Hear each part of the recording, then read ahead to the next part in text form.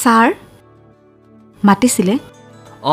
মোক কাম এটাত হেল্প কৰি দিব লাগে ছাৰ কি কাম কওক মই তোমাক ফাইল এটা মেইল কৰি দিছোঁ হয় তুমি সেইটো কপি কৰি দিয়া পল্লৱে কৰিব তাৰ লগত লগ হৈ কামটো কৰাগৈ পল্লৱৰ লগত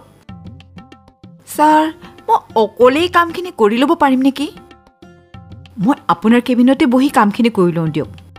মই তোমাক পল্লৱৰ লগত লগ হৈ কামখিনি কৰিবলৈ কৈছোঁনে নাই মই নকৰোঁ তাৰ লগত ছাৰ নকৰা যদি কৰিবই নালাগে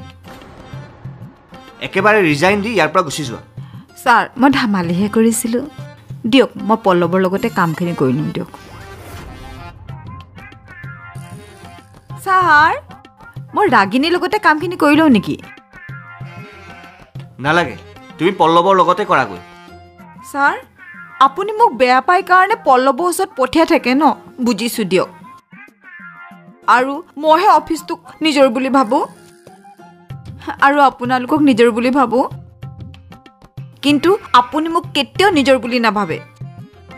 আচলতে এমপ্লয় যে আমি তুমি এনেকৈ ক'লে মোৰ বেয়া লাগে নহয় বৰষা মই কেতিয়াও এনেকৈ ভবাই নাই সঁচাই সঁচাই তেনেহ'লে আপুনি কিয় মোক পল্লৱৰ লগত কাম কৰিবলৈ কৈছিলে আপোনাৰ ওচৰতে ৰাখি ল'বলৈ নোৱাৰেনে মোক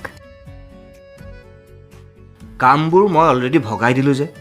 নহ'লেতো তোমাকে ইয়াত ৰাখি পেলাই মোৰ কাম কৰিবলৈ মন আছিল